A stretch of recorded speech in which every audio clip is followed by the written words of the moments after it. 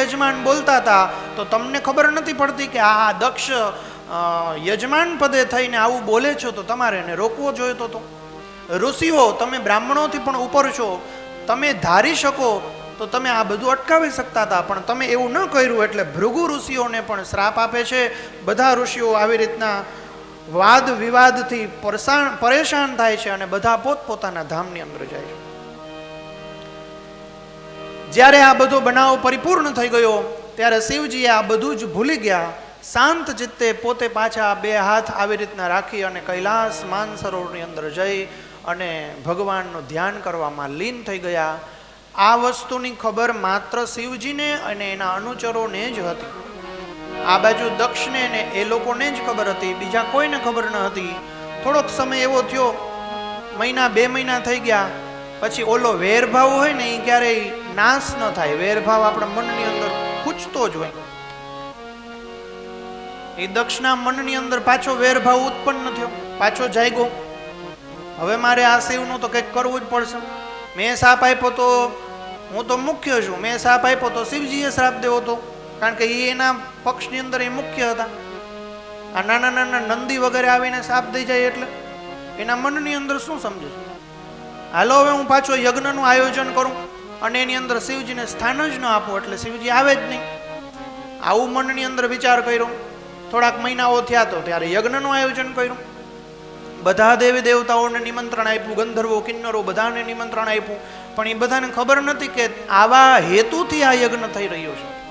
જેના હિસાબે આકાશમાં વિમાન માર્ગે બધા દેવી દેવતાઓ પોતપોતાના પરિવારની સાથે રાજી થતા થતા કોલાહલ કરતા કરતા ગંધર્વો કિન્નરો ગાન કરતા કરતા ભગવાનનું નામ લેતા લેતા યજ્ઞની અંદર જાય છે. કૈલાસ માનસરોવરથી ઉપર બધા પસાર થાય છે અને આ બધી વસ્તુ સતી દેવી જોવે છે. ભગવાન શિવજીના અર્ધાંગી સતી દેવી આ બધું જોવે છે. એને ખબર પડે છે કે આ દેવતાઓ બધા ક્યાં જાય છે. દેવતાઓએ કીધું કે અરે તમારે આવું નથી, તમારા પિતાશ્રી છે એ યજ્ઞનું આયોજન કર્યું છે, બહુ જ મોટો યજ્ઞ છે, એની અંદર તમારે તો આવવું જ જોઈએ, અમે લોકો તો ત્યાં જાય છે. સતીના મનની અંદર વિચાર થયો કે મારે પણ યજ્ઞમાં જવું છે. શિવજીને ધ્યાનની અંદર હતા, એની થોડીક વાટ જોઈ કે જ્યારે ધ્યાનમાંથી ઊભા થાય ત્યારે હું મારા પતિને પરમેશ્વરને વાત કરું. વાત કરી કે હે પ્રભુ, મારે પણ યજ્ઞની અંદર જવું છે, મારા પિતાશ્રીએ બહુ મોટો યજ્ઞ કર્યો છે. ત્યારે શિવજી કહે છે કે હે દેવી, જે જગ્યાએ આપણું માન સન્માન ન હોય, જે જગ્યાએ આપણને આગતા સ્વાગતા ન થતી હોય અને જેને એવું છે આપણે નથી ગમતા એવી જગ્યાએ આપણે ન જવું જોઈએ. ભલે કંચન વરસે મેઘ, પછી ત્યાં સોના ચાંદીના પણ વરસાદ થતા હોય છતાં પણ એવી જગ્યાએ ન જવું જોઈએ. અરે દેવી, એવી જગ્યાએ શ્વાસ પણ ન લેવો જોઈએ. એ વ્યક્તિનું મુખાકૃતિ પણ ન જોવી જોઈએ. આપણે આપણા વ્યવહારની અંદર લીન રહેવું જોઈએ. એવી જગ્યાએ જવું જ ન જોઈએ કે જ્યાં આપણું માન સન્માન નથી. હવે સતીને આ બધી કંઈ ખબર નથી એટલે શિવજી કહે છે કે થોડા વખત પહેલા એવી રીતના બન્યું હતું અને મારું અપમાન થયું હતું, તમારા પિતાશ્રીને ન ગમ્યું એટલે એને થોડા ન કહેવાના વેણ કીધા, નંદી વગેરે ત્યાં યુદ્ધ થયું અને એ બધા પછી એકબીજાને શાપ આપીને પાછા આવી ગયા. જેથી કરીને આપણને આમંત્રણ નથી તો ન જવું જોઈએ. સતીદેવી માન્યા નહીં. એને એવું થયું કે મારા પિતાશ્રીનો યજ્ઞ છે અને હું ન જાઉં એવું કેમ બને? મારા પોતાના ઘરની અંદર થોડી આમંત્રણની જરૂર હોય, જવું જ જોઈએ. શિવજીને 2-3 વાર 4 વાર પૂછ્યું, શિવજીએ ના પાડી. પણ અંતે એ રડતા રડતા મનને કાબુ ન કરી શક્યા. સતી તો સતી છે, એ મનને કાબુ ન કરી શક્યા અને એને એમ વિચાર કર્યો કે મારે તો જવું જ છે. સતી માનતા નથી અને આકુળ વ્યાકુળ થઈ જાય છે, મનોમન રુદન કરે છે અને અંતે તો સ્ત્રી ભાવ છે, કરુણાથી ભરેલો હોય, સ્ત્રી ભાવ છે એ નમ્રતાથી ભરેલો હોય અને અંતે એવું જ પગલું ભર્યું કે જે એના પરમેશ્વર એટલે કે પતિને ઈચ્છા નથી. પતિના યજ્ઞની અંદર કીધા વિના ચાલ્યા જાય છે. જ્યારે શિવજીને ખબર પડે છે કે મારા પત્ની મેં ના પાડી છે છતાં પણ એ યજ્ઞમાં જાય છે, તો શિવજી તો ભોળા છે, પોતાના અનુચરોને નંદી વગેરેને મોકલે છે સાથે કે જાઓ તમે એની રક્ષા કરજો, યજ્ઞની અંદર કોઈ પણ પ્રકારની વ્યાધિ ન આવે એનું ધ્યાન રાખજો. હે અનુચરો, તમે તેમની સાથે જાઓ. નંદી વગેરે દોડતા દોડતા અનુચરો, ભૂત પ્રેત પિશાચ સાકીની ડાકીની વગેરે બધા જ લોકો એ પાર્વતીની સતીદેવીની રક્ષા માટે જાય છે. અને જ્યારે યજ્ઞના એ ઉંબરાની અંદર પગ મૂકે છે તો સતીદેવીને ખબર પડે છે કે મારા પતિનું તો અહીંયા ક્યાંય બહુમાન જ નથી. જોવે છે કે મને કોઈ બોલાવતું પણ નથી. મારી માતા પાસે હું જાઉં છું તો એ મને જોતા નથી. જે કોઈ બીજા સગાવાલા છે એની પાસે જાઉં છું તો એ પણ મને નથી બોલાવતા. મન જરાક વિહવળ થાય છે. જ્યાં યજ્ઞ મંડપ હતો ત્યાં યજ્ઞ મંડપની અંદર જાય છે અને જોવે છે તો ખબર પડે છે કે બ્રહ્માનું સ્થાપન છે, વિષ્ણુ ભગવાનનું સ્થાપન છે, અનેકાનેક દેવતાઓનું સ્થાપન છે, નવગ્રહનું સ્થાપન છે, બધાનું સ્થાપન છે, પણ મારા પતિ પરમેશ્વરનું શિવજીનું સ્થાપન નથી. આ જગ્યાએ હું કેમ રહી શકું? પિતાજીને કહે છે કે હે પિતાજી, તમે દુષ્ટ છો. તમારા મનની અંદર એવું છે કે આ તમારો જમાઈ છે, પણ એ જમાઈ નથી, એ તો પરબ્રહ્મ પરમેશ્વર છે. તમારા મનની અંદર એમ છે કે એ કોઈ સામાન્ય માણસ છે, પણ એ સામાન્ય માણસ નથી. જ્યારે ચરાચર સૃષ્ટિનો વિનાશ થાય અને એ જે સંહાર કરનારા છે એ શિવજી છે. તમે એને કટુ વચન કીધા હતા, છતાં પણ મારા પતિએ તમને કંઈ કીધું નહીં, છતાં પણ તમારા મનની અંદરથી એ વેરભાવ જાગતો જ રહ્યો. ક્યારે એ વેરભાવનું સમન ન થયું. હે પિતા, મને તો એવું લાગે છે કે જાણે તમારી દીકરી હું કેવડાવું છું તો મને લજ્જાનો અનુભવ થાય છે. મને એવું થાય છે કે હું તમારી દીકરી ન હોત તો સારું હતું. તમે આટલા વર્ષોથી સમજી ન શક્યા, હજી તો અમારે થોડાક જ વર્ષો થયા છે ને મને ખબર પડી ગઈ કે શિવ એટલે શું કહેવાય, શિવ એટલે કઈ મહિમા છે, શિવજી એટલે કોનું તત્વ કહેવાય, શિવજી એટલે શું છે. જેના ત્રણ નેત્ર છે એ શિવજી એટલે શું એ તમને ખબર ન પડી.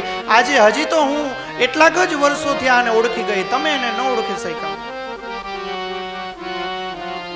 હે પિતાશ્રી, જ્યાં મારા પતિનું માન સન્માન ન હોય એવી જગ્યાએ હું કેમ રહી શકું?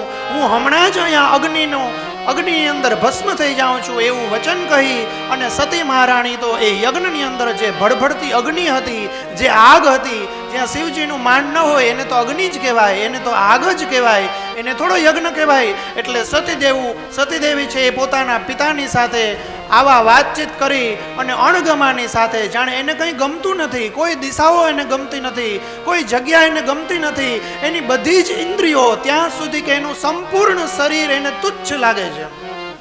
કારણ કે એના પિતાને કહે છે કે આ શરીર જ નકામું છે કે હું તમારા દીકરી કહેવડાવું છું. કાલ સવારે હું અહીંથી જાઉં અને કોઈ દેવી દેવતાઓ મને કહેશે તો એવું કહેશે કે તમારા પિતાએ તો શિવનું અપમાન કર્યું હતું અને તમે હજી જીવો છો.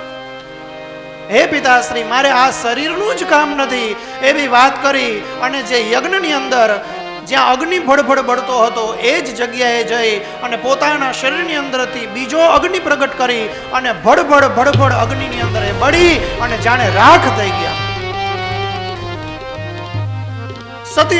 સતી મહારાણી જ્યારે આવી રીતના બડબડ અગ્નિની અંદર રાખ થઈ ગયા એ જોયું તો અનુચરો દોડતા દોડતા શિવજીની પાસે ગયા અને શિવજીને કીધું. એટલામાં તો નારદજી પણ શિવજીની પાસે આવી ગયા અને શિવજીને કીધું કે હે મહારાજ, હે શિવજી, ન થવાનું થઈ ગયું. દુનિયાની અંદર ક્યારેય વિચાર્યું જ ન હોય એવું થઈ ગયું કે હે શિવજી મહારાજ, તમે ના પાડેલી હતી છતાં પણ સતીદેવી ત્યાં ગયા, એનાથી એ બધું સહન ન થયું અને એ અગ્નિની અંદર બળબડ ભસ્મ થઈ ગયા અને રાખ થઈ ગયા. જ્યારે શિવજીએ આ ધ્યાનની અંદર આ વાત સાંભળી, શિવજીથી પણ સહન ન થયું અને પોતાના જટાની અંદરથી, બહુ મોટી જટા છે, જટાને ખોલી અને જ્યાં એક મોટો પથ્થરની શિલા હતી એ જટાને ત્યાં જોરથી પછાડે છે અને એની અંદરથી વીરભદ્ર નામનો એનો અનુચર ઉત્પન્ન કરે છે. વીરભદ્રને શિવજી કહે છે કે હે અનુચર, હે વીરભદ્ર, હું તને કહું, મારી આજ્ઞા છે એ પ્રમાણે તું કાર્ય કર. વીરભદ્ર બે હાથ જોડી અને માથું નમાવી અને શિવજીને પગે લાગે છે કે હે શિવજી, પરબ્રહ્મ પરમાત્મા, જગતના નાથ જગન્નાથ, તમે જે કહો એવી જ હું કરી આજ્ઞા તમારું પાલન કરું. શિવજી કહે છે કે હે વીરભદ્ર, ક્ષણ માત્રની અંદર તું દક્ષ પ્રજાપતિના યજ્ઞની અંદર જા અને યજ્ઞનો તું વિધ્વંસ કરી નાખ. જે કોઈ વસ્તુ હોય, જે પદાર્થ હોય, જે દ્રવ્ય હોય, તને ત્યાં જે કોઈ દેખાય એ બધાનો તું વિધ્વંસ કરી નાખ. વીરભદ્ર આજ્ઞાને શિરોધાર્ય કરી અને યજ્ઞની અંદર જાય છે. બધા જ દૂત અને સેવકો તો ત્યાં જ હતા, અડધા પડધા અહીંયા આવ્યા હતા, એ બધા પણ પાછા જાય છે અને શિવજી પોતે પણ ત્યાં જાય છે અને વીરભદ્ર ત્યાં દક્ષ પ્રજાપતિને સૌથી પહેલા વહેલા પકડે છે. જેવી રીતના કોઈ પશુઓને બાંધી અને ઘસેડે એવી રીતના ઘસેડી અને દક્ષ પ્રજાપતિને ત્યાં યજ્ઞના મંડપની અંદર યજ્ઞકુંડની બાજુમાં લઈ અને વીરભદ્ર પોતાની દિવ્ય તલવારથી એનું ધડ મસ્તકથી અલગ કરી નાખે છે અને એનું જે મસ્તક હોય છે અગ્નિની અંદર ભસ્મભૂત કરી નાખે છે. પછી તો વીરભદ્ર જ્યાં ભૃગુ ઋષિ હતા એ ભૃગુ ઋષિની દાઢી ખેંચી લે છે. જે દેવી દેવતાઓ આવ્યા હતા એ દેવી દેવતાઓના કોકના હાથ અને પગ તોડી નાખે છે, કોકના દાંત તોડી નાખે છે, કોક ઋષિઓની તો આંખું ખેંચી લે છે. કારણ કે વીરભદ્ર કહે છે, એના અનુચર કહે છે કે જ્યારે શિવજીનો યજ્ઞ થતો હતો ત્યારે તમે આ જ મોઢાથી મંત્રોચ્ચાર કર્યા હતા, તમે આ જ આંખોથી તમે એ સ્વાહાની આહુતિ દીધી હતી, તમે આ જ હાથ અને પગથી અહીં સેવા ચાકરી કરેલી હતી. તમારી અંદર શું બુદ્ધિ ન હતી કે જ્યાં શિવજીનું સ્થાન ન હોય એવી જગ્યાએ યજ્ઞમાં જવું જ ન જોઈએ? પછી તો વીરભદ્ર, શિવજી વગેરે બધા જ લોકો દેવતાઓને પણ ખીજાણા, બ્રહ્મા અને વિષ્ણુને પણ ખીજાણા. વાતાવરણ બહુ જ ગમગીન થઈ ગયું, ખૂબ જ ભયાવહ અને ભયંકર વાતાવરણ થઈ ગયું. બધા લોકો એકબીજાની ઉપર લજ્જાને અનુભવ કરતા હતા. શિવજીના મનની અંદર પણ એવું થતું હતું કે મારું નામ દેવોનો દેવ મહાદેવ છે, હું બધા ઉપર ભોળ પણ આપું છું, બધાને વિનાશ આપું છું અને બધાના હૃદયની અંદર શાંત ચિત્તથી રહું છું. આજે મારે આ કરવાનો વખત આવ્યો. ખેર ભગવાનની કોઈક એવી લીલા હશે એવું વિચાર કરી અને શિવજી તો બધાને છોડી અને ત્યાંથી નીકળી જાય છે. કૈલાસ માનસરોવરની અંદર પોતાના ધ્યાનની અંદર લીન થઈ જાય છે. પણ બધાનો અનુભવ છે ત્યાં હતા એ બધાને ખબર છે કે આજથી લગભગ 1 કે 2 વર્ષ સુધી શિવજીની પાસે નહીં જઈ શકાય. કારણ કે શિવજી પોતાના ઉદ્વેગની અંદર, ભયંકર અગ્નિની અંદર, જાણે એવા ક્રોધાગ્નિની અંદર બળતા હતા કે જો કદાચ એની પાસે જશું તો આપણે પણ બળીને ભસ્મ થઈ જશું. કોણ જાણે આટલા બધા ભસ્મીભૂત બધા થઈ ગયા. એના હિસાબે શિવજી કદાચ પોતાનું ત્રીજું નેત્ર ખોલી અને આપણને બધાને ભસ્મ કરી દે તો એવો વિચાર કરી અને કોઈ એમની પાસે ન ગયું. પછી તો બધા જ દેવી દેવતાઓ બ્રહ્માજીની પાસે ગયા, વિષ્ણુ ભગવાન પાસે ગયા અને બધા જ વિષ્ણુ ભગવાનની પાસે ગયા. ત્યારે વિષ્ણુ ભગવાને કીધું કે તમે કોઈ લોકો ઉપાધિ ન કરો, ભગવાન પરબ્રહ્મ પરમાત્મા છે, એ તો બહુ દયાળુ છે, આપણે એમની પાસે જશું અને જેટલી બની શકે એટલી આપણે સ્તુતિ કરશું, ભગવાનને પ્રાર્થના કરશું કે હે પરબ્રહ્મ પિતા, તમે સંસારનો સંહાર કરનારા છે, હજી એ સમય નથી આવ્યો. આ દક્ષ પ્રજાપતિ તો મૂઢમતી છે, એને તો ખબર નથી પડતી, એ તો સામાન્ય જીવ છે, પામર મનુષ્યની જેમ જીવે છે, એની બુદ્ધિ ક્યાં અને તમારી બુદ્ધિ ક્યાં? હે પરબ્રહ્મ પરમાત્મા, તમે એવું ન કરો, તમે અમારા બધાથી વિમુખ ન થઈ જાઓ. કારણ કે સંપૂર્ણ જગતનો જો કોઈ આધાર હોય તો હે શિવજી તમે છો. આ ગંગાજીનો કોઈ આધાર હોય તો એ તમે છો. કાલ સવારે ગંગાજી પૃથ્વી ઉપર જાશે તો એની મહિમા વધશે. આ પૃથ્વી ચરાચર જગત છે, તમારી સતત ને સતત સ્તુતિ કરતા હોય છે. હે શિવજી તમે શાંત થઈ જાઓ. બધા જ લોકો દેવી દેવતાઓ શિવજીની સ્તુતિ કરે છે. આપણે પણ બધાની સાથે મળી અને શિવજીના ચરણોની અંદર પડીએ, જેથી કરી અને દક્ષ પ્રજાપતિની જે બુદ્ધિ હતી ક્યાંક ને ક્યાંક આપણી પણ એવી જ બુદ્ધિ ન થઈ જાય એવી ભગવાનને પ્રાર્થના કરીએ કે હે પ્રભુ, અમે તમારા શરણમાં પડીએ છીએ, કૃપા કરી અને અમારા ઉપર તમે આશીર્વાદ આપો. શંભો શરણે પડી માગું ઘડીએ ઘડી કષ્ટ કાપો દયા કરી શિવ દર્શન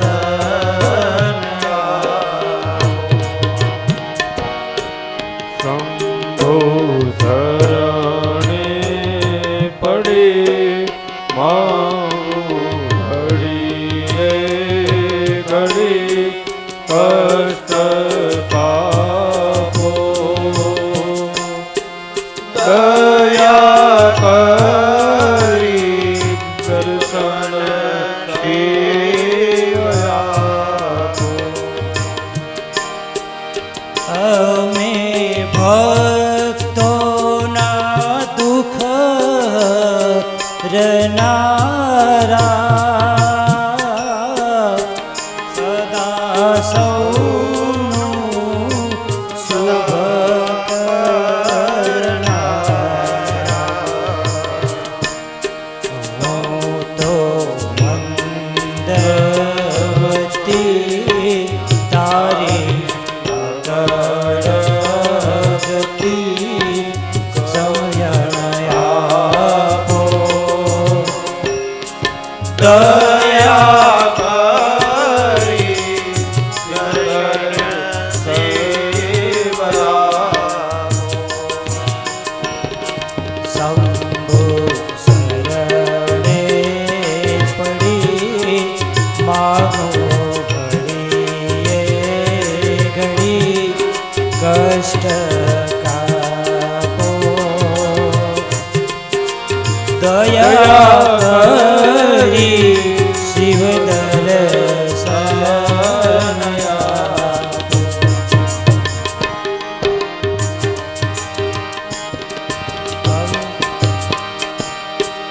અંગે ભસ્મ સ્મશાન નિચોડી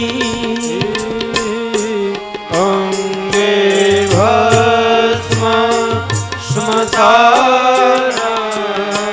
જોડી સંગે રાખો સદા ભૂત જોડી સંગે રાખો સદા ભૂત જોડી ભાલે તિલક કર્યું કંઠે વિષધર્યું અમૃત આપો દયા કરી શિવ દર્શન આપો શંભો ચરણે પડી માગો ઘડીએ ઘડી કષ્ટ કાપો દયા કરી શિવ દર્શન આપો દયા કરી શિવ દર્શન આપો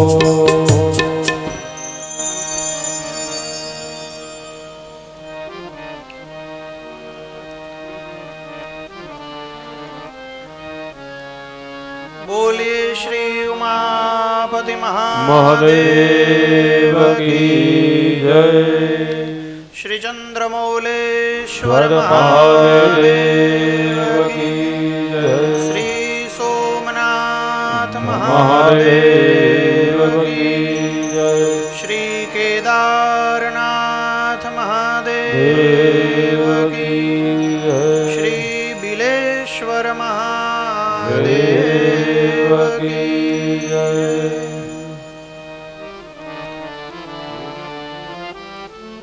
દરેક દેવી દેવતાઓએ સાથે મળી અને ભગવાન શિવજીની જ્યારે સ્તુતિ કરી,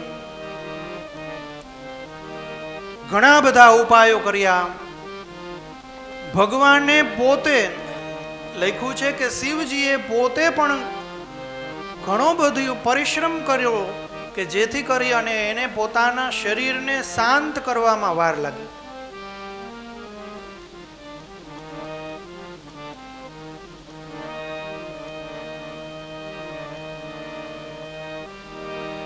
મનની અંદરથી દયાનો સાગર છલકતો હતો. હૃદયની અંદરથી કૃપા વર્ષા વરસતી હતી. છતાં પણ એ સંસારથી એટલા બધા વિમુખ થઈ ગયા હતા કે જાણે એનું મન બધા જ તત્વોથી પર થઈ ગયું હતું.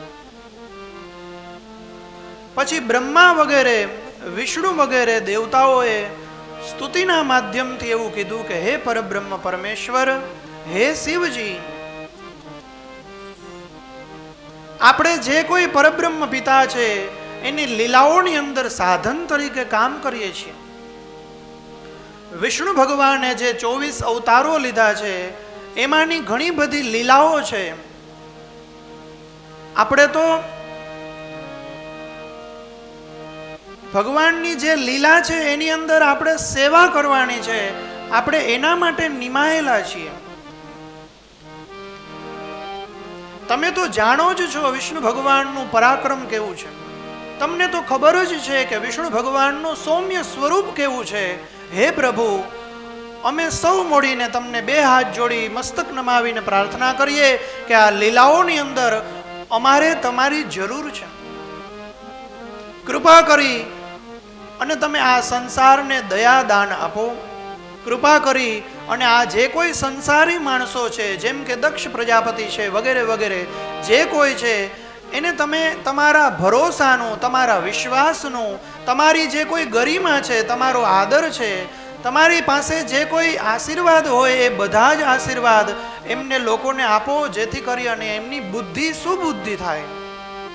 હે પરબ્રહ્મ પરમાત્મા, અમે સૌ તમારા દાસ છીએ. કૃપા કરી અને તમારા દિવ્ય ચક્ષુ છે એને ઉઘાડો અને અમારી આ જે વિનંતી છે એ વિનંતીને તમે સ્વીકારો. જ્યારે શિવજીને આટલી બધી વિનંતી કરવામાં આવી ત્યારે શિવજીએ પોતાના દિવ્ય ચક્ષુ ઉઘાડ્યા, બધાની સામે પ્રેમ અશ્રુથી જોયું. જાણે બધી જ વાત ભૂલાઈ ગઈ હોય એવી રીતના મંદ મંદ હાસ્ય કર્યું અને એક જ ક્ષણની અંદર બધું જ ભૂલી ગયા હોય એવી રીતના ઊભા થઈ અને શિવજીએ કીધું કે હાલો. બધા દેવી દેવતાઓએ કીધું કે સિદ્ધ જવાનું છે. ત્યારે શિવજીએ કીધું કે જે સંસારી માણસની તમે ચર્ચા કરતા હતા એ દક્ષ પ્રજાપતિના યજ્ઞની અંદર જઈએ અને એનો યજ્ઞ પરિપૂર્ણ કરીએ. કારણ કે આ ભગવાનની લીલાઓ છે એટલે માટે આપણે ત્યાં જવું જોઈએ અને યજ્ઞને પરિપૂર્ણ કરવો જોઈએ. આ કથાની અંદરથી આપણને શીખવા મળે, પોતે જ કહે છે અને આપણને પણ ખબર છે કે જ્યાં આપણું માન સન્માન ન હોય ત્યાં ન જવું જોઈએ. નથી જતા, ન મોકલવા જોઈએ, નથી મોકલતા. છતાં પણ સતી દેવી ત્યાં ગયા, સહન કરી લીધું. આટલી બધી બાબત બની, સહન કરી લીધું. દક્ષ પ્રજાપતિને તો નખના અગ્રભાગ જેટલું પણ નહીં, પણ રાયના ટુકડા પણ જેટલું નહીં, એટલું એનું પ્રભુત્વ હોય. અને ક્યાં શિવજીનું પ્રભુત્વ હોય, છતાં પણ પોતાના દૂત દ્વારા યજ્ઞનો વિધ્વંસ કરાવી નાખ્યો. બધું જ થઈ ગયું, સહન કરી લીધું. તો આ કથાની અંદરથી ભગવાન આપણને એવું શીખવાડવા માંગે છે કે આપણા શરીરની અંદર જો એવી તાકાત હોય તો આપણે પણ ઘરની અંદર, ઘરની બહાર, આ કથામાં તો બે વસ્તુ આવી. પહેલા તો ઘરમાં જ થયું હતું, પછી ઘરની બહાર થયું. આ બધી વસ્તુ એને સહન કરી. પેલું ઘર એટલે એનું ને સતી દેવીનું, બારોબારનું એટલે કે દક્ષ પ્રજાપતિનું, બધું જ સહન કર્યું. ત્રીજી વાત, ચરાચર સૃષ્ટિ એ પણ એમનું ઘર જ છે. કણ કણની અંદર શિવજી વિરાજમાન છે, એ પણ એનું જ ઘર છે. બધું જ્યાં જે ચાલે છે બધું એની નરી આંખે જોવે છે. કાલે આપણે કથા કરી, સાંભળી કે સંધ્યા સમયે સવારે બપોરે અને સાંજે સંધ્યા સમયે શિવજી પોતાના ગણની સાથે પાર્વતીજીની સાથે વિમાનની અંદર ચરાચર સૃષ્ટિની અંદર દર્શન કરવા નીકળતા હોય. એ બધું જ આપણે જોયું. તો એ બધું જ સહન કરે છે. દેવતાઓ આવીને પાછા મનાવે છે, માને છે. એટલે બહુ બધું એવું થાય ને તો પછી માની જવું. નાની નાની વાતની અંદર રિસાઈ જવું અને નાની નાની રાતની અંદર પછી એને બહુ મોટી બનાવવું એ બહુ આપણા માટે સારું નથી. કારણ કે એને તો ત્યાં બ્રહ્મા વગેરે સ્તુતિ કરવા ગયા હતા ને મનાવવા ગયા હતા અને પાછા માનવાવાળા શિવજી હતા. એની પાસે તો બહુ બધી શક્તિઓ છે. આપણે થોડાક ગુસ્સે થઈ જાય તો આપણું મગજ કામ કરતું બંધ થઈ જાય છે. એને બંધ નહોતું થઈ જતું. એટલે આપણે ક્યારેક ઘણી વાર ગુસ્સે થઈ જતા હોય. આ કલિયુગની અંદર હમણાં જ બધું વર્ણન આવશે કથામાં, પણ છતાંય કહી દઉં કે કળિયુગની અંદર ક્રોધ બહુ બધાને આવશે. એ આ ક્રોધનું શમન કેવી રીતના કરવું એ શિવજીની કથા જે સાંભળે, આ દક્ષ પ્રજાપતિના યજ્ઞનો જે વિધ્વંસ થયો છે એ જે વ્યક્તિઓ કથાના માધ્યમથી સાંભળે એમના લખ્યું છે કે સમસ્ત ક્રોધનું શમન થાય છે. જે વ્યક્તિના હૃદયની અંદર એમ હોય કે મને ક્રોધ બહુ આવે છે, નાની નાની બાબતમાં ક્રોધ આવે છે, એને આ કથાનું વાંચન કરવું જોઈએ. આની અંદર જે શ્લોક આપ્યા છે એનું પઠન કરવું જોઈએ, જેથી કરી અને એનો ક્રોધ શાંત થઈ જાય, જેમ શિવજીનો ક્રોધ શાંત થયો. બધા દેવતાઓની સાથે દક્ષના યજ્ઞની અંદર જાય છે. પછી તો દક્ષને બકરાનું માથું ચડાવે છે. ભૃગુ ઋષિને પણ બકરા જેવી દાઢી આપે છે. જેના જેના હાથ પગ ભાંગી નાખ્યા હતા એ બધાના એક નજરથી જ્યાં આમ બધાને જોવે છે ત્યાં તો બધા દિવ્ય ચક્ષુથી જોવે છે ત્યાં તો બધાના હસ્ત પગ ચરણ આ બધું જ બધું પાછું વ્યવસ્થિત હતું એવું થઈ ગયું. દક્ષ પ્રજાપતિને બહુ બધો અફસોસ થયો. એણે ભગવાનનું સ્થાપન પાછું કર્યું અને પાછો યજ્ઞ થયો. એ યજ્ઞની અંદર શિવજીએ પણ આહુતિ આપી અને બધાએ હળીમળી અને આ ભગવાનની લીલાની અંદર સહકાર આપ્યો અને આ લીલાને સરસ મજાની સુંદર ગાથાઓની અંદર અક્ષરોથી ઋષિમુનિઓએ અને બધા લોકોએ વ્યાસજીએ લખી અને અહીંથી અમે બોલ્યા અને તમે લોકો સાંભળ્યા. એનું શું ફળ? તો કે એ સાંભળવાથી આપણા ક્રોધનું શમન થાય છે. કથાને પ્રણામ કરી પરીક્ષિત મહારાજ આગળની કથા માટે પ્રશ્ન પૂછે છે કે હે મહારાજ, તમે મનુ અને શત્રુપાનું જે વંશનું વર્ણન કર્યું, કહેવાય છે કે બ્રહ્માજીના ધર્મ નામક પુત્રો હતા, જેમ કે નારદજી છે. એવી જ રીતના અધર્મ નામક પણ બ્રહ્માજીના જ પુત્ર હતા. એ બધા કોણ હતા? એવો પ્રશ્ન પૂછ્યો. ત્યારે સુખદેવજી મહારાજ રાજી થાય છે. કહે છે કે માત્ર ધર્મની જ કથાથી વાકેફ થવું જરૂરી નથી, અધર્મનું પણ જ્ઞાન હોવું જરૂરી છે. હજી આપણી અંદર એટલી બધી શક્તિ ન આવી હોય કે આપણે જ્યાં જઈએ ત્યાં હાલે બધું. એવું જોવું જોઈએ કે આ બાજુ જવાય, આ બાજુ ન જવાય. તો આ બાજુ ન જવાય એ કેમ ખબર પડે? જો અધર્મનું જ્ઞાન હોય તો. એટલા માટે પ્રશ્ન પૂછ્યો કે સાધુ પુરુષો સજ્જનોને બચવાનું કેનાથી? આ દુનિયાની અંદર એ ભગવાનના નામ તો લીધા રાખે, પણ હે મહારાજ અમે એવું સાંભળ્યું છે કે ભગવાનનું નામ લઈએ ને એટલે બધાય અસુરો ત્યાં આવે. જ્યાં ભગવાન હોય ને ત્યાં બધા આવે. કારણ કે મોક્ષની ઈચ્છા તો એને હોય. નંદ બાવાને ત્યાં કૃષ્ણ ભગવાનનો જન્મ થયો હતો એટલે પછી બધા અસુરો ધીરે ધીરે ધીરે ધીરે રમકડાની જેમ ત્યાં આવતા હતા. અને આ ભગવાન કૃષ્ણ છે એ બાલ ગોપાલ એ રમકડાની હારે રમતા હતા અને પછી તોડી નાખતા હતા, ફોડી નાખતા હતા. એટલે જ્યારે તમે માળા લ્યો હાથમાં, મેં હમણાં કીધું એમ બધું આવશે. પેલા વેલા ન કરવાનું જ વિચાર આવશે. ઓલી વાત કરી એમ કે સાવરણી કાઢીએ એટલે કચરો તો ઉડવાનો જ છે. ક્યાંક જાત્રામાં ગયા હોય 2 મહિના અને 2 મહિના આપણે આપણા ઘરની અંદર તાળું મારી દીધું હોય, ખોયલું જ ન હોય 2 મહિના સુધી. પછી આવીને એ ઘર ખોલી એમ બધુંય બંધ હતું. બારી બંધ હતી, દરવાજા બંધ હતા, રવેશના દરવાજા બંધ હતા, બધુંય બંધ હતું. છતાંય 2 મહિના પછી આપણે તાળું ખોલીએ, દરવાજા ખોલીએ એટલે એની અંદર ધૂળ બહુ જ ધૂળ હોય. એને સાફ કરવામાં પાછા 2 દી થાય. ઓલું જે ભગવાનની છબી હોય ને એ છબીની ઉપર એ ધૂળ એટલી બધી લાગી ગઈ હોય કે આપણને ખબર જ ન પડે કે આ કેની છબી છે, આમાં કેનો ફોટો છે, એ જ ખબર ન પડે, એટલી બધી ધૂળ થાય. પછી એને નીચે ઉતારી અને એ સાફ કરીએ એટલે ખબર પડે કે આ તો ભગવાનનો ફોટો છે. એવી જ રીતના સંસારની અંદર આપણે લેપાયેલા હોઈએ અને ભગવાનનું નામ લઈએ એટલે કે આપણે આપણી અંદરથી ધૂળને કાઢીએ છીએ અને ભગવાનનું નામ આવે છે. ભગવાનનું નામ આવશે એટલી વાર બધાય અસુરો આવશે. એટલે સુખદેવજી મહારાજ કહે છે કે ધર્મનું જ્ઞાન જરૂરી છે, ઉપરાંત અધર્મનું ખૂબ વધારે જરૂરી છે. શું ન કરવું એ તો ખબર હોવી જ જોઈએ, શું કરવાનું છે એ તો એમને ખબર પડી જશે. એટલે અધર્મના વંશનું વર્ણન આવે છે. સાંભળો, અધર્મની પત્નીનું નામ છે મૃષા. એ બંનેથી દંભ થયા પુત્ર. એ દંભની પત્નીનું નામ છે માયા. જોજો ધીરે ધીરે આવશે.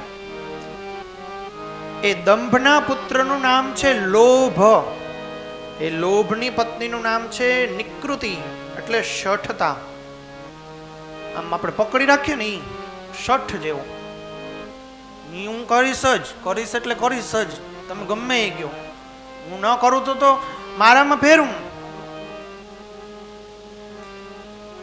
એક જણો ખેતી કરતો હતો તો એક બીજો માણસ રોડ ઉપરથી નીકળો. એ રોડ ઉપરથી નીકળો ને એને આ ખેડૂતને પૂછ્યું, એલા હું વાવ્યું. ઘણા માણસો એવા હોય ને કે આપણે કહીએ ને કાં કેમ છો એટલે એમ કે મને જેમ હોય એમ, તારે હું નીકળ ને અહીંથી, બોલાવતો નહીં આજ પછી. એટલે ઓલો ભાઈ કે ખેડૂતને કે એલા હું વાવ્યું. તો ખેડૂત કે મેં જી વાવ્યું હોય તારે હું, તું જ આવે દે ને અહીંથી. ઓલો જાતો જાતો પાછો કહી ગયો કે કઈ વાંધો નહીં, મહિનાથી પછી ઉગે તો અહીંયા હું જોઈ લઈ. તો આ કહે કે હવે વાવે બીજો, વાવવું જ નથી. એવી રીતના બધું પકડીને આપણો ઘર ન ભાંગી નખાય. કોકના મોટા મોટા મહેલો જોઈ અને આપણે આપણી ઝૂંપડી તો થોડી હળગાવી નખાય. આપણી પાસે જેટલી તાકાત હોય એટલું આપણે ઓઢીને રહેવાય. પછી ઓલાએ 15 લાખની અંદર લગ્ન કર્યા હોય એના જેટલી જ આપણને દીકરી આપણી વાલી હોય. પણ પછી લોનું લઈ લઈને કોક પાસે સારા માણસો હોય જે બધાને દીધા રાખતા હોય એની પાસેથી લઈ લઈને આપણે સારા કામ કરીએ, 2 દી 3 દી બધા સારું સારું જમીન પીઠ થાબડીને વયા જાય કે વાહ વાહ બહુ સરસ. પછી 25 વર્ષ કે 40 વર્ષ સુધી હાલે.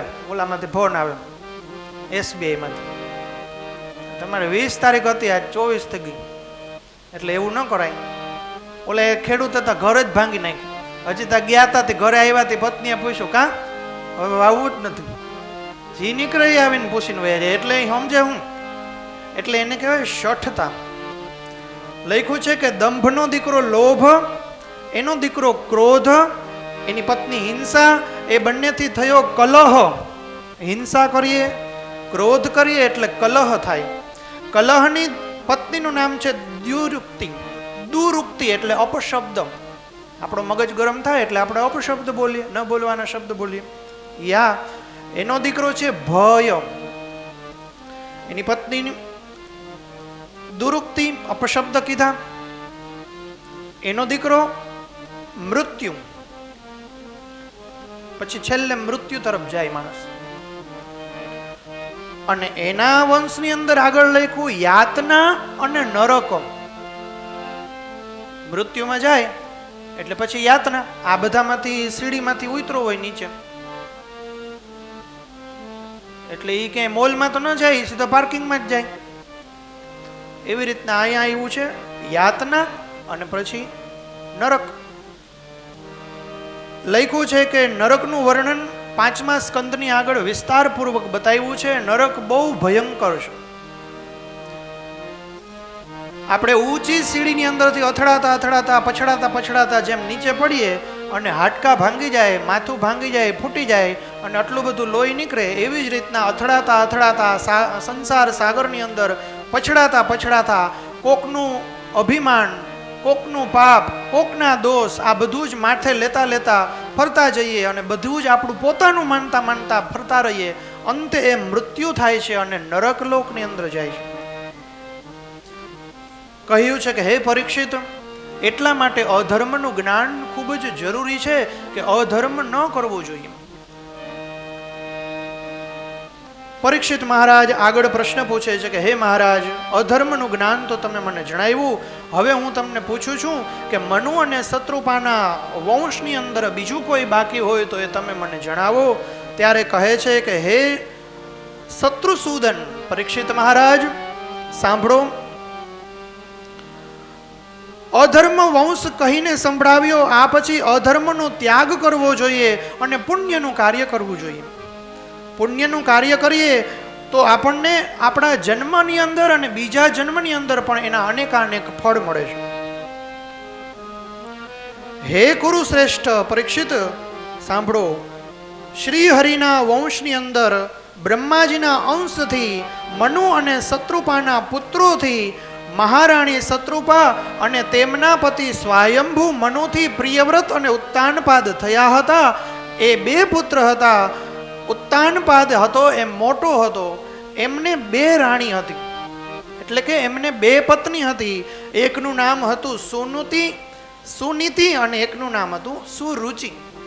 આ શબ્દથી જ આપણને ખબર પડે કે સુનીતિ એટલે શું, તો કેવી રીતના જીવન જીવવું જોઈએ એ, અને સુરુચિ એટલે શું, જેમ ઈચ્છા પડે એમ જીવવું જોઈએ. ધર્મ એ નથી કે આપણે જે માનીએ છીએ, બદલામાં જે ધર્મ છે એને આપણે માનીએ. પછી હવે શું થાય, આપણા મનની અંદર વિચાર આવે ને એમ આપણે ધર્મને બદલાવી નાખીએ. ખવાય એમાં કઈ વાંધો નહીં. આ ઉપવાસ રહ્યા હોય તો એમાં આ ખવાય. આપણે કોઈક મોટાને પૂછીએ, એ મોટાને આપણી પ્રત્યે વાત્સલ્ય પ્રેમ હોય એટલે ખવાય ભાઈ, એમાં કઈ નહીં. એવું કાંઈ ભગવાન નથી કહેતા આ ન કરાય.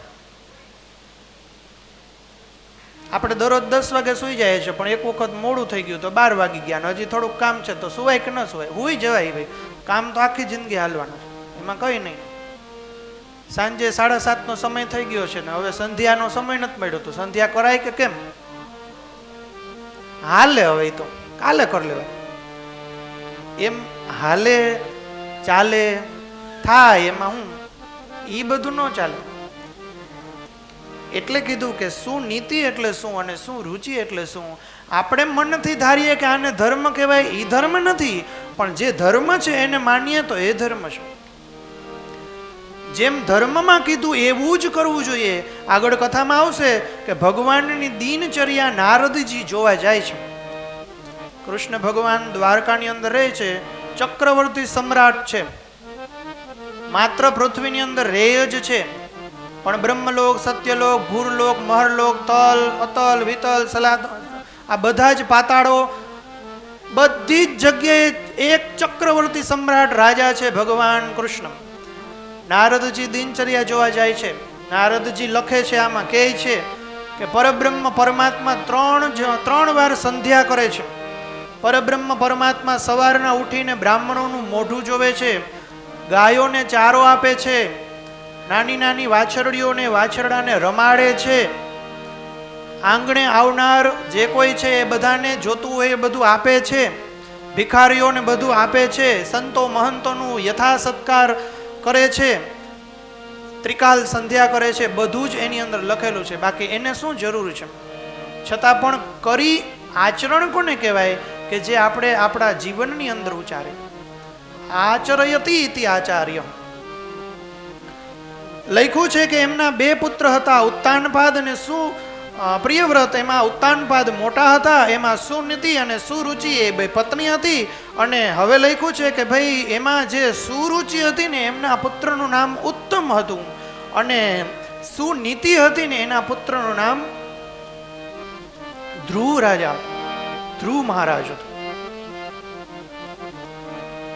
પછી એવું બને છે કે ઉત્તાનપાદ જે રાજા છે ને એને સુરુચિ નામની પત્ની બહુ ગમે છે, એની સાથે જ વધારે પડતા રહે છે, સુનીતિની સાથે રહેતા નથી, એનો તિરસ્કાર કરે છે. એક સમય એવું બને છે કે રાજા ઉત્તાનપાદ બેઠા હોય છે અને એના ખોળાની અંદર ઉત્તમ નામનો એનો દીકરો, એટલે કે સુરુચિથી ઉત્પન્ન થયેલો એમનો દીકરો એના ખોળાની અંદર રમતો હોય છે.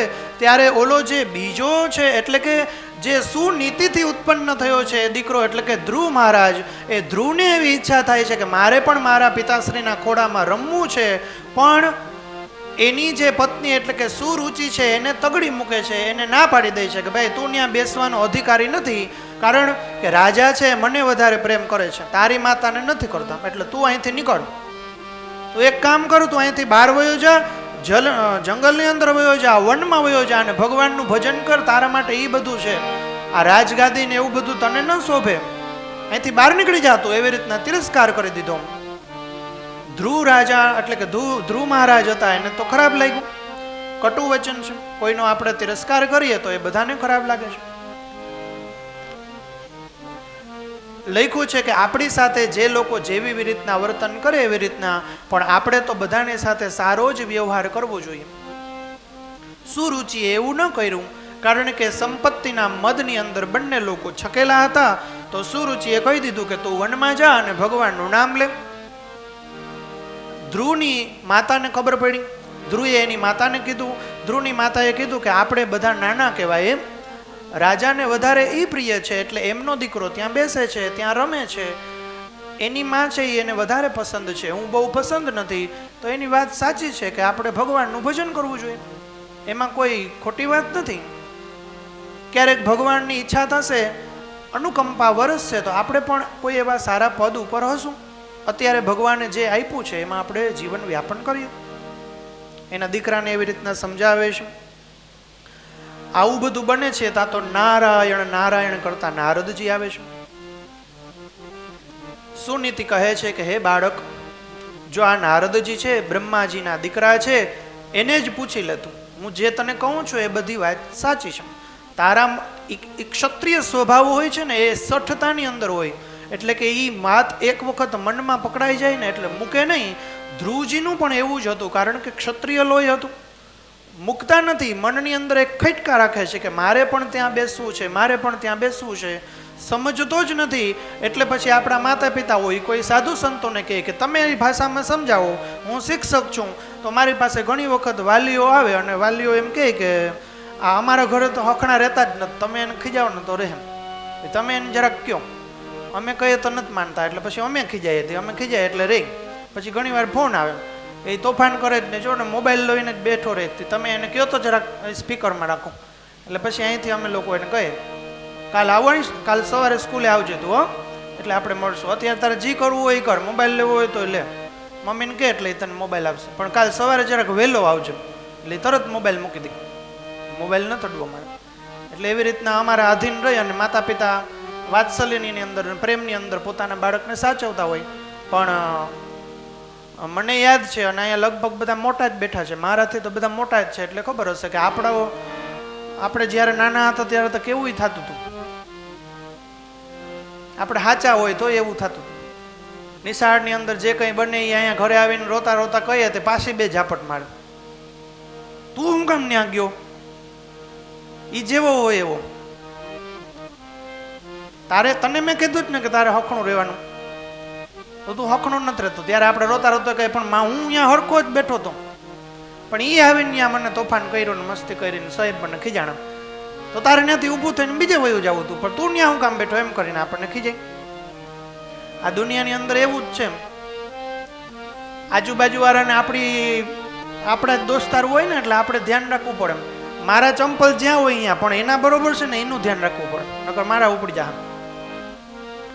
મંદિરની અંદર આપણા ચંપલ તો ભલે ને ગમે ત્યાં પડ્યા હોય, પણ ઓલા જે બીજા બધા એના બરોબર છે ને એનું તો હું ધ્યાન રાખ લઉં, હા બરોબર છે તો જાય, નકર આપણે ક્યાંક ઉપડી જા. અને પાછું આપણું પાછું એવું છે કે આપણાને આપણા ચંપલની અંદર આપણે મોહમાયાની અંદર એટલા ફસાયેલા હોય કે ભગવાનની સામે હાથ જોડીને ઊભા હોય દ્વારકાધીશના મંદિરની અંદર, અને ઓલો શ્લોક છે એવી રીતના ગાતા હોય. 500 રૂપિયાની ચંપલની સરસ મજાની જોડી લીધી હોય, બારોબાર પડ્યા હોય, ભગવાનને પ્રાર્થના કરતા હોય, ત્વમેવ માતા ચ પિતા ત્વમેવ બંધુશ્ચ સખા ત્વમેવ વિદ્યા દ્રવિણમ ત્વમેવ ત્વમેવ સર્વં મમ દેવ દેવા. એવી રીતના પ્રાર્થના કરીએ. પછી અડધી અડધી લીટીએ પાછળ જોઈએ. ત્વમેવ માતા પિતા, ચંપલ બરોબર છે ને? ત્વમેવ બંધુશ્ચ સખાતમ, ચંપલ બરોબર છે ને? આવી રીતના ઉપાધિ કરીએ એટલે પછી ભગવાન કહી દે કે તો તું તારી રીતના જીવન જીવ, કઈ વાંધો નહીં. એક માણસને તાવ આવ્યો ને, તે એને ઓલો બીજો ભાઈ હતો એ દવા આપી ગયો કે અલી આ પેરાસિટામોલ અડધી ખાઈ જાવ એટલે તાવ હોય જા. આ ભગવાનનું ભજન કરતો હતો, એની પાસે ટાઈમ નહોતો એટલે કે પછી હવે અત્યારે તમે રહેવા દો, ભગવાનનું ભજન કરીશ ને તે તાવ મટી જા. તે ઓલો ભાઈ કે પણ ખાઈ લે ને પેરાસિટામોલ, તને શું વાંધો? તો આની ઉદાર ભાવના હતી. ત્યાં આ વળી કે એવી 15 રૂપિયાની પેરાસિટામોલમાં મને ભરોસો નથી, હું ભગવાનનું ભજન કરું એમાં મને ભરોસો છે. એમાં હું હમણાં હું આમ ધ્યાન કરીને બેસીશ એટલે હમણાં તાવ હોય જ. અને ખરેખર મને અનુભવ છે કે તાવનું લગભગ એવું જ હોય, જો હુતા રહે ને ધાબરો ઓઢીને એટલે બાટલા ચડાવવા પડે. પણ આપણાથી બને એટલું થોડું થોડું કામ કરતા રહીએ તો વાંધો ના આવે. એ તાવ એટલે અધર્મનો પ્રકાર છે. જ્વરાનો દીકરો એટલે જરાસન, એ તાવ એટલે જ્વરા, તો એ પણ અધર્મ છે. એટલે એ અધર્મમાં ઓલી ગોળીઓના સહારા લેવા મેડિકલના એના કરતાં તો ભગવાનનો ભરોસો રાખવો, એવી વાત છે. તો કીધું કે ભાઈ સાધુ સંતોને પૂછીએ આપણે, તારા મનની અંદર સઠતા છે કે મારે ત્યાં આસન ઉપર બેસવું જ છે?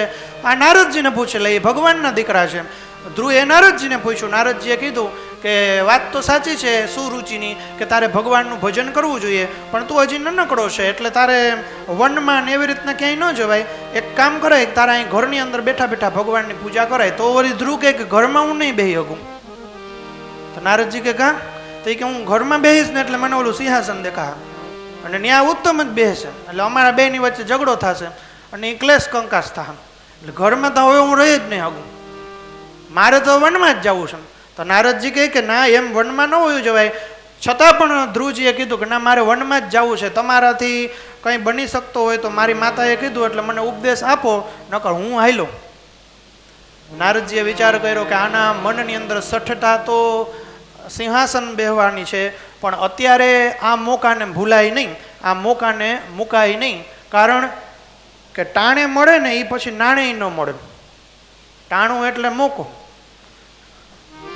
એટલે કે મોકાને મુકાય નહીં. નારદજીનું કામ છે બધાને નારાયણ પર તરફ કરવા, બ્રાહ્મણોનું કામ છે બધાને બ્રહ્મ તરફ અભિમુખ કરવા. એટલે નારદજી અંતે એ જ ઈચ્છતા હતા કે આ જંગલમાં જાય, પણ એની નાનકડી પરીક્ષા કરી હતી કે ભાઈ તારે ત્યાં કંઈ જવાય નહીં, ત્યાં તો વાઘના દીપડા ને એવા બધા હોય, આ તે તાકે ના, મારે તો હવે હું અહીં તો રહી જ નહીં શકું. એટલે નારદજીએ કીધું કે કોઈ વાંધો નહીં, હે રાજકુમાર, આ ધ્યાનની સાથે સાથે તું જ્યાં અહીંયા જઈને શું કરીશ હું તને શીખવાડું, એ પ્રમાણે તું ત્યાં કરજે. કહે છે કે મંત્રનો જાપ કરવો તે પણ બતાવું છું, સાંભળ. આ મંત્રનો 7 રાત્રિ સુધી જપ કરવાથી મનુષ્ય આકાશ વિહારી સિદ્ધોનું દર્શન કરી શકે છે. આમાં લખ્યું છે કે હે ધ્રુવ સાંભળ, આ એવો મંત્ર છે કે એ મંત્રનું 7 રાત્રિ સુધી સૂઈ જવાનું નહીં. વચમાં એમ થાય કે 15 મિનિટ આરામ કરી લે, તો એમ નહીં. સંધ્યા સમયથી લઈને સવાર સુધી 7 રાત્રિ પરિપૂર્ણ તમે જો આ મંત્રથી તલ્લીન થઈને કરો, એવું નહીં ધ્રુવ મહારાજ, કોઈ પણ કરે તો એને આકાશની અંદર વિચરણ કરનારની સિદ્ધિઓનું દર્શન થાય છે. અને જ્યાં તમારા વખાણ થતા હોય ને ત્યાં તમે જવાના જ છો.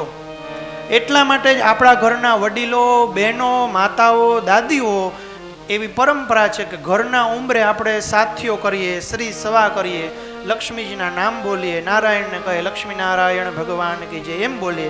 એ એટલે જ કરીએ કે જ્યાં આપણને આપણા વખાણ થતા હોય ત્યાં આપણે જઈએ તો હંમેશાને માટે સૃષ્ટિની અંદર ભગવાન વિચરણ કરતા હોય. એને એવું લાગે કે અહીંયા મારું માણસ છે, એને એવું લાગે કે મારા ચિહ્ન છે, એને એવું લાગે કે સાથીઓ દોર્યો છે. એટલે ગણપતિ ભગવાન રિદ્ધિ સિદ્ધિ અને લાભ શુભ લઈને આવે આપણા ઘરે. એવું હોય તો, પણ એવું ન હોય તો ન આવે. એટલા માટે આપણા કુળની પરંપરા છે કે આપણે એવું બધું જાળવી રાખવું જોઈએ.